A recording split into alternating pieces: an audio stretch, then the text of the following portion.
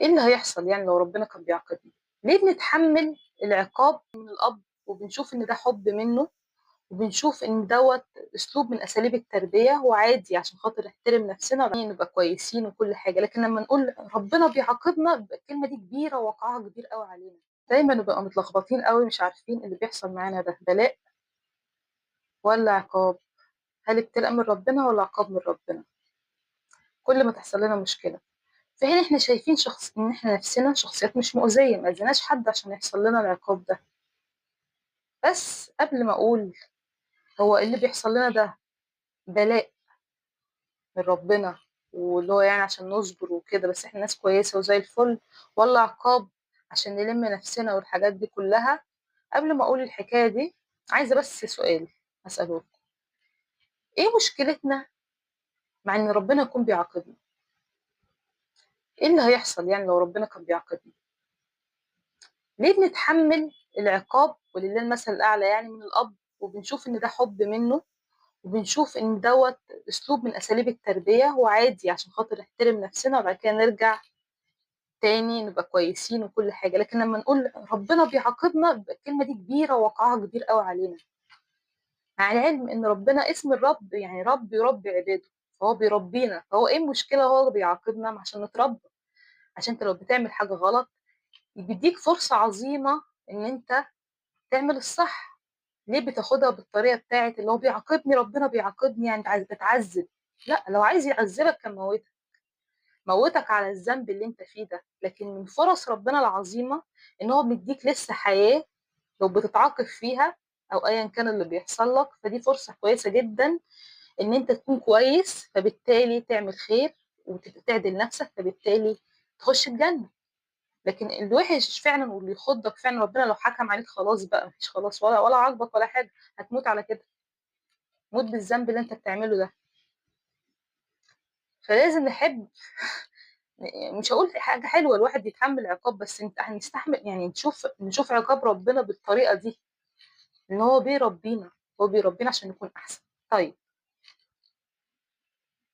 الرب يربّي عباده وهو أرحم الراحمين، لكن لو خلاص حكم عليك ومُت يبقى أنا كده خلاص السهم نفد، مُت بقى وأنت على الذنب بتاعك.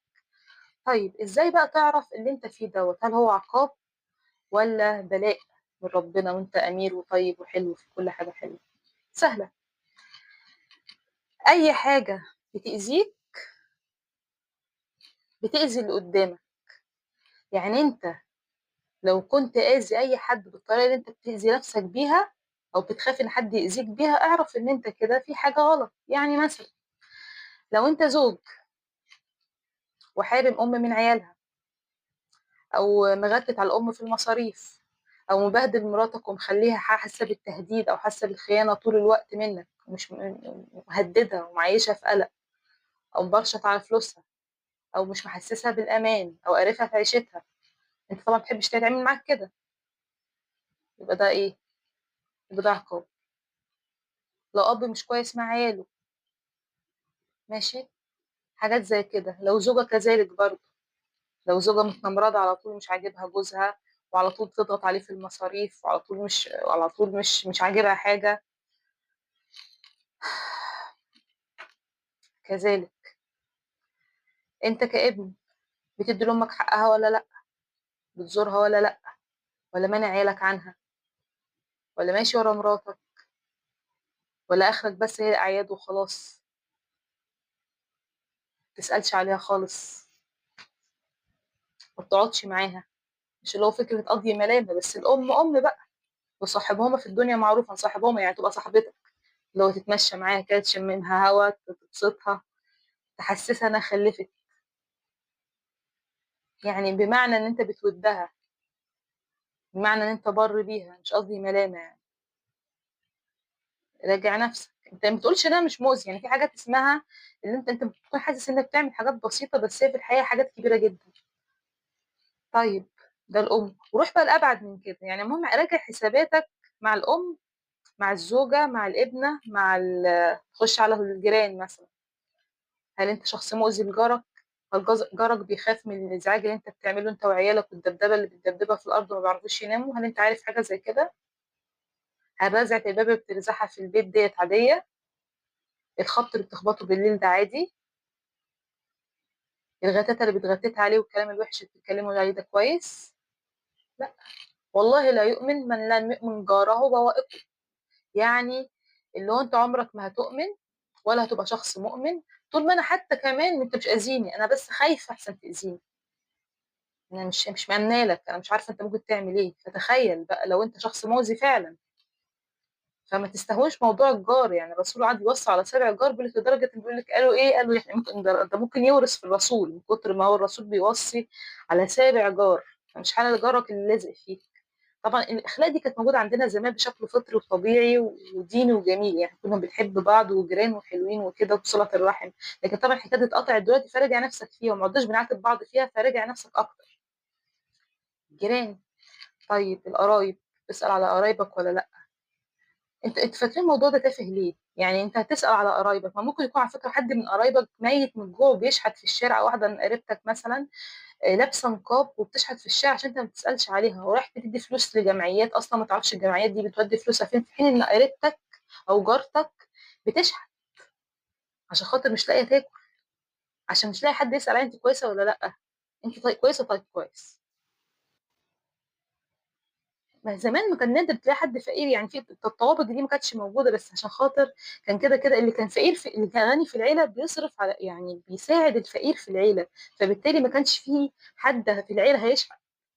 الجيران كانوا مع بعض، فبالتالي ما كانش حد من الجار هيروح يمد ايده او هيبقى خايف من جاره. فروح اسال عليهم. ماشي، على فكره كل الكلام ده لو احنا فرضنا انك شخص زي الفل يعني. شغلك. نروح للشغل بقى. اه. ايوه، شغلك بتعمل في ايه بقى؟ لو انت تاجر، هل انت تاجر غشاش؟ هل بتدي بتبيع للناس عسل نحل وهو اصلا سكر؟ اشتري منك فلفل، اشتري منك طماطم، تطلع ضربه او تطلع مثلا مش طماطم؟ لا. ما هو اقول لك على حاجه، انا افهمك حاجه بس. المبيدات الحشريه والحاجات دي بتأذي الصحه، وانا لما باجي اخد حاجه او هشرب حاجه او هاكل حاجه، الحاجات دي انا باخدها عشان خاطر صحتي وصحتي تكون احسن، مش عشان خاطر امرض. فانت كده عامل فعلا زي اللي هو ايه، منع يعني زينة الارض اللي هو الاكل والشرب والاعشاب، الحاجات الجميله اللي ربنا خلقها للناس دي انت مانعها. انت بتغش فيها. انت مخلي الناس تاخد الطماطم تقول دي مش طماطم والله، ده ايه ده، على اساس انها المفروض هتشفيني والدكتور كاتب لها علاج، اه والله تاخدي طماطم تاخدي مش عارفه فلفل وتاخدي سلطه. ما بيستفدش حاجه، جسمي ما بيستفدش حاجه. فبالتالي مش عارفه اشتغل بسبب انت ما عندكش ضمير.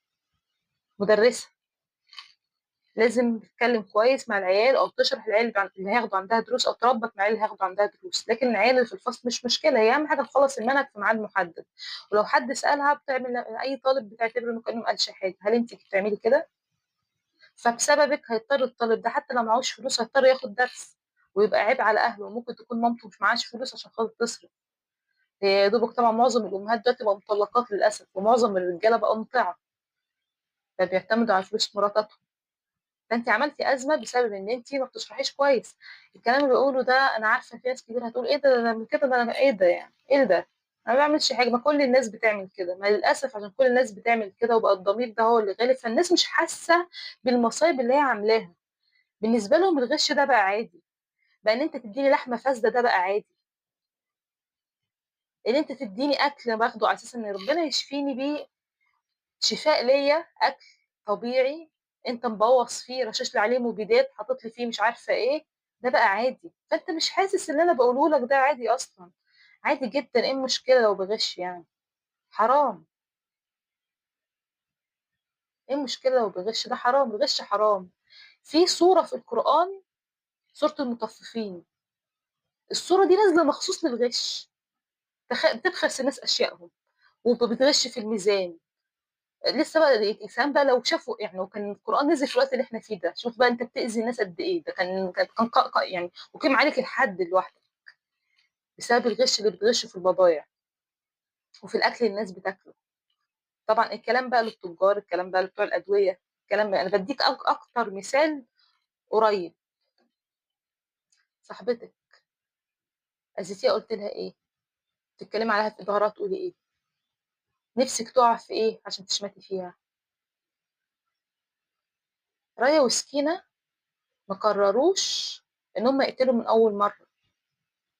كلنا نسمع عن قصة رايا وسكينة. رايا وسكينة لما فكروا ان هم يقتلوا ما كانتش اول مرة.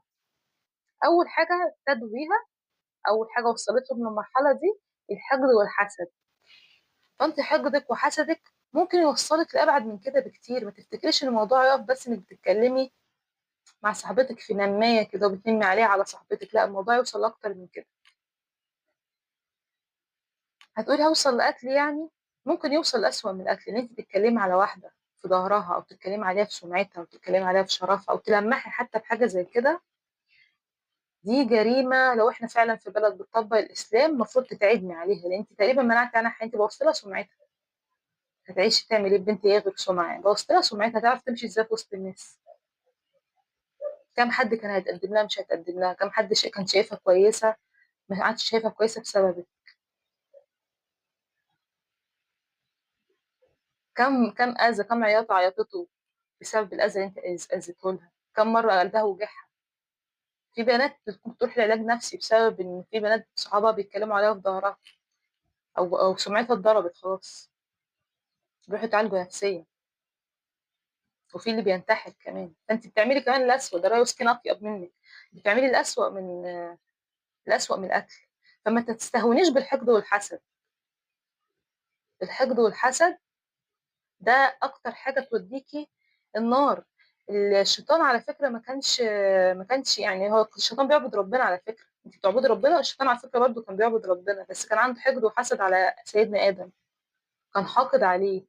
فحقده وحسده وصله لمرحله هو بقى شيطان. انت بتختلفيش عنه كتير على فكره، مش احسن منه يعني. والكبر ملكا تتكبر فيها. ربنا ما قالوش ملكا ان لا تتعبد فيها، هو كان بيعبد ربنا بالفعل. او الا تؤمن فيها، ما هو مؤمن بربنا. الشيطان كان مؤمن بربنا وكان بيعبد ربنا، بس عنده تكبر اللي انتوا شايفينه عادي. هو مفيش حد يدخل النار وفي مفيش حد يخش الجنه وفي قلبه ذره من الكبر. دي احسن مني في ايه؟ هي احسن مني في ايه؟ وتحت البند ده توصلي لاوحش حاجه. في راجل ايام الرسول، اللي هو محدش عارف هو يعني الرسول قال هيخش عليكم حد من اهل الجنه، حديث فيما معناه يعني، ممكن تراجعوه. اللي هو الشخص ده محدش عارف هو بيعمل ايه، ليه من اهل الجنه. قعدوا الصحابه يشوفوا، قالوا طب هو بيصلي كتير بيصوم كتير، ايه الفكره؟ راحوا سالوه، قالوا له طب الرسول بيبشرنا انت هتبقى من اهل الجنه، انت بتعمل ايه؟ راح قال لهم بنام كل يوم قبل ما انام ببقى حريص ان انا ما يبقاش جوايا اي حقد ولا اي حسد ولا اي كبر ولا اي كره لاي حد. شوف الموضوع كبير ازاي. يعني انت لو هتبقي بالنيه دي هتخدمي الارض. تخدمي الارض ازاي؟ ان انت لو ما عندكش حقد ولا حسد ولا اي حاجه، لو لقيتي حد احسن منك يقدر يقدم خدمه للناس اكتر منك هتسيبيه، مش هتكعبليه. لما انت هتقدمي الخدمه لما هو يقدم الخدمه. احنا موجودين في الارض عشان خاطر ربنا مخلينا خلفاء على الارض، نخدم الارض، ما نكونش فاسدين في الارض. ولو انا مش هعرف اخدم الارض وما عنديش الفرصه دي وحاولت كتير ومش عارف اكون شخص بنفع الناس، سواء بعلمي سواء بالزراعه اللي بزرعها، اقدم لهم طماطم حلوه واكل حلو، لو انا طبيب اخدم الناس بطريقه كويسه، اديهم النصيحه من قلبي، مش تبقى الكلمه على قد الفلوس. وافتح عمليات عشان خاطر اعمل صفقات بتاعت ادويه، والمريض مش محتاج العمليات دي ولا محتاج الادويه، هستنزفه وامص دمه. لو انا هعرف اخدم الارض هعمل حاجات كتير قوي من مهنتك. انت مش هتسافري افريقيا عشان تخدمي الارض. المهنه اللي انت فيها، والله انت لو دكتوره كويسه هتخدمينا كتير جدا. لو انت تاجر محترم والله هتخدمنا كتير جدا. يكفي ان انت نذكر اسم ربنا. اللي انت مثلا لو فلفلايه، انا بديك على فكره ابسط مثال، لو فلفلايه خدتها هي فلفل مفيد او الطماطم مفيده، خدت فلفلايه قلت الله الله، ده مش ذكر اسم ربنا؟ لو انت مهندس وباني عماره حلوه وباتقان ما حصلش، هقول ايه اول كلمه هتقولها؟ ايه؟ الله.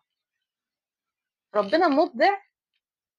فحلو في حته ان انت تحاول تكون مبدع ومتقن، ولله المثل الاعلى زي ما ربنا عامل معانا يبقى حلو جدا. انت مش اكيد مش هتبقى زي ربنا، بس ربنا كاتب يعني ربنا ما كان يقدر يخلي الكون ده كله، ما يقدر كان يخلقه في يوم. ما كانش ربنا قادر يخلق الكون كله في يوم؟ بس بيطبق زي ما طبق على نفسه الرحمة، مطبق على نفسه إتقان العمل، اللي هو عشان يورينا مش كل حاجة بتحصل بين يوم وليلة، اتقن عملك. فخلق السماوات والأرض في 6 أيام مثلا، مش عارفة بالظبط، أو المهم في وقت. وخلق الأرض في يومين، حاجة كده. احنا قرينا القرآن هناخد معلومات من القرآن والله، مش هنقراه كده وخلاص، لا هتاخدوا معلومات، بس أنا حسب ما أتذكر يعني. بس هو كانت إيه أيام، بس هو ربنا كان يقدر يخلق كله كن فيكون. لكن عايز يورينا يا جماعة لا، كل حاجة لازم تتقنوها. أحسن كل شيء خلق يعني. سبحان رب، سبحان الله يعني. فاتقنوا عملكم أو اعملوا، أو ما تكونوش مؤذيين. يعني انا بديك ابسط مثال، ما تكونش شخص مؤذي. مش عشان كل اللي حواليك مؤذي تبقى مؤذي. ما تستخدمش مهنتك دي لاذى الناس. ما تكونيش موظفه، هتكلم عن الموظفين. ما تستخدميش فكره ان انت تبقى موظفه دي انك تذلي اللي قدامك وتخليه يروح ويجي بالورق، عشان كل زمايلك بيعملوا كده عشان يديكي فلوس، وبعد كده ترجعي تقولي احنا بس بناخد هدايا. دي كده بتستهبلي. انت كده بتعذبي اللي قدامك. ناس كتير بيجي لها الضغط والسكر من التعامل مع الموظفين. بس ناس كتير اصلا ممكن تكون هتقرر، يعني تكون عايزه تبني مثلا بيتها، ممكن تقرر ممكن ما تبنوش عشان خاطر مش عايزه تتعامل مع الموظفين. ممكن توقف محامي عشان خاطر يعني تدفع فلوس لمحامي عشان يتعامل مع الموظفين. شوفوا انتوا متعبين لدرجه ايه. شوفوا انتوا متعبين لدرجه ايه. وطبعا الكلام ده ينطبق على الموظفين، وينطبق على الدكاتره والتعامل مع الدكاتره، وينطبق على كل حاجه فيها خدمه للناس. انت بتستخدم خدمه الناس لاذى الناس، مش بتستخدم خدمه الناس عشان تديها لهم.